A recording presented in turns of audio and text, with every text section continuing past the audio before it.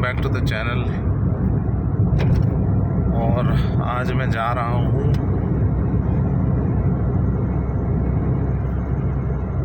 केसला, इटारसी से 30 किलोमीटर आगे, 30 से 35 किलोमीटर आगे। लप्पू मेरे साथ है नहीं, लप्पू को घर में छोड़ के आया हूँ। लप्पू भाई गर्मी में बहुत परेशान हो जाते हैं, और वैसे भी लप्पू को जब से कार्डियक इशू हुआ है, इस वजह से उसको गर्मी में ज़्यादा रख नहीं सकते, नहीं तो कार्डियक अरेस्ट होने का चांस बहुत ज़्यादा है।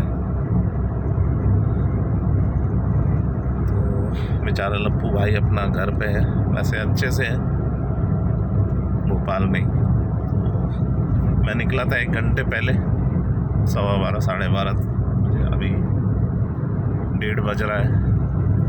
मैं जा रहा हूँ वही सीसीटीवी के काम से, कुछ खराबी आई है सिस्टम में, तो वो देखने जा रहा हूँ। नई साइट है, वो अंडर वारंटी काम करना पड़ता है, और ऐसा ही होता है ये काम। गर्मी बहुत तेज़ है। आज है 18 तारीख, 18 अप्रैल 2025। गर्मी है 37-38 डिग्री सेल्सियस। अब यहाँ का पता नहीं, यहाँ और ज़्यादा लग रही है। गाड़ी का टेम्परेचर अभी डाउन है, 2 ही डंडे हैं।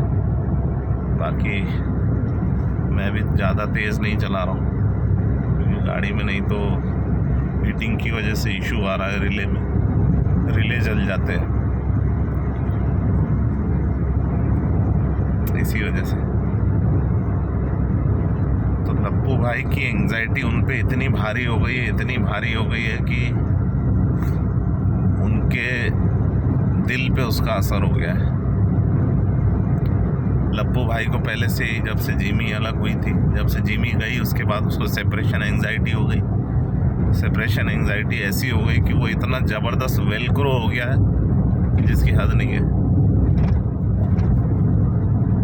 खैर, उसका इलाज चल रहा है, उसके हार्ट का भी इलाज चल रहा है, और एंग्जाइटी का भी इलाज चल रहा है।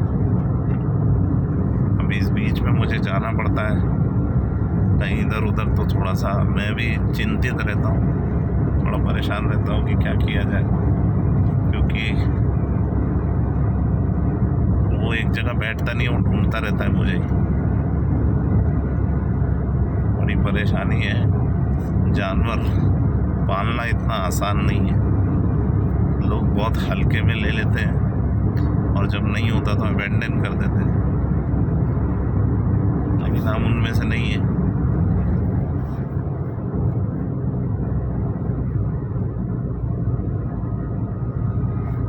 बहुत मुश्किल है जानवर पालना, जब तक कि आपके पास ज़मीन का घर ना हो और लोग ना हो आपके पास नौकर चाकर संभालने के लिए, आपके एब्सेंस में उसे संभालने के लिए, तब तक जानवर ना ही पाले तो ज़्यादा अच्छा है। आजकल तो या तो फिर तैयार नहीं है कि उसको हर जगह अपने साथ लेके जाइए, फिर चाहे 4 व्हीलर से लेके जाना पड़े, चाहे ट्रेन में लेके जाना पड़े, सब जगह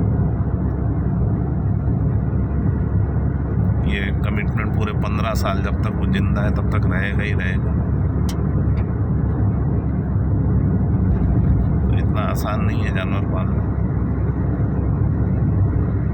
खासतौर पर ब्रीड डॉग्स में हेल्थ इश्यूज बहुत ज़्यादा आते हैं, क्योंकि ब्रीडिंग सही तरीके से नहीं होती है अपने देश में। वैसे ही वो ढेरों ब्रीडर पकड़ा रहे हैं आजकल, बहुत वर्स कंडीशन में जानवरों को रखते हैं, ब्रीडिंग कराते हैं, और हम जैसे खरीदार खरीदते हैं, जो कि बहुत गलत है। इससे अच्छा आप एक जो स्ट्रे डॉग यानी इंडी डॉग जो अपने होते हैं, अपने जो बेचारे सड़क पे घूमते रहते हैं, उनको खाना खिलाइए, उनकी सेवा कीजिए, वो ज़्यादा अच्छा है।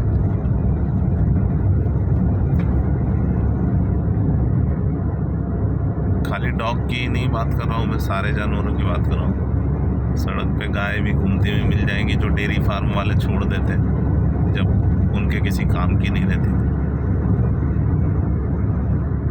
सेवा कीजिए।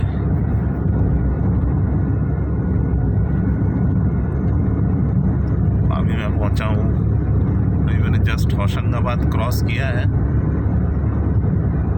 इटारसी आने वाला। टोटल डिस्टेंस है मेरे घर से 135 किलोमीटर्स।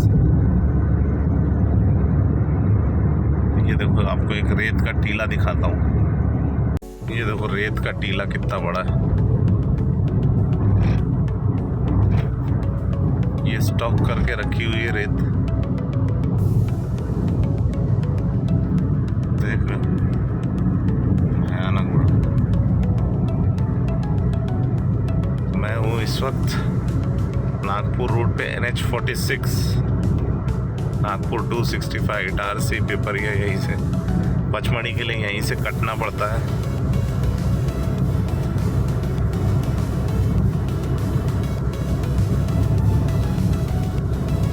ये रोड जो साइड में सर्विस रोड जा रहा है, लेफ्ट साइड में, ये जा रहा है पचमढ़ी के लिए।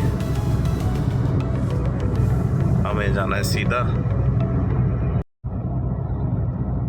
अभी रास्ते में इटारसी के आगे जंगल में एक कुत्ता मिला था, शायद किसी ने छोड़ दिया होगा या भटका या छोड़ा हुआ ही लग रहा था, क्योंकि हैरान परेशान था वो। उसको अभी मैं वैसे जब घर से चला था तो एक डॉग फूड का पैकेट लेके ही चला था, ताकि रास्ते में इतनी गर्मी हो रही है तो अगर कोई ऐसा कुत्ता मिले तो उसको डॉग फूड वगैरह खिला दिया जाए। पानी दिया, पानी उसने पिया नहीं, हालांकि बहुत हाँफ रहा था, हो सकता है बाद में पी ले, लेकिन वो बस भटक गया था, भटक ही रहा था इधर उधर। कोई छोड़ के गया है शायद, हो सकता है। ब्रीड डॉग नहीं था, इंडी डॉग ही था, लेकिन बाल बहुत ज़्यादा थे उसके, इस वजह से उसकी गर्मी बहुत लग रही होगी, भटक रहा था। हो सकता है किसी ने रिलोकेट कर दिया हो, जंगल में छोड़ के चले गए। लोग आजकल ज़्यादा ही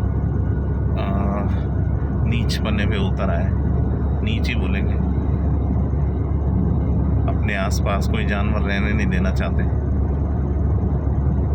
उन्हीं का घर उजाड़ के, उन्हीं की जगह उजाड़ के, उन्हीं की जगह में घर बना के फिर उन्हीं को उनकी जगह से बेदखल कर देते हैं, तो नीच ही हुए।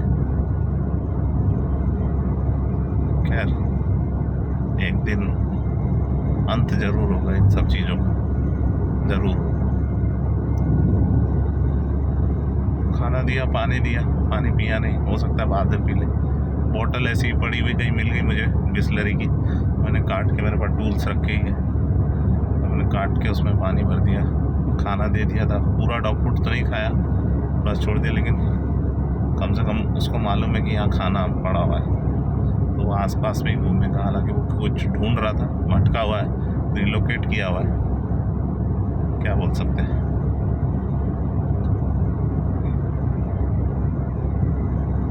टेम्परेचर बहुत ज़्यादा है यहाँ पे, तो चलिए मैं पहुँचने वाला हूँ थोड़ी देर में, मिलता हूँ आपसे साइड पे।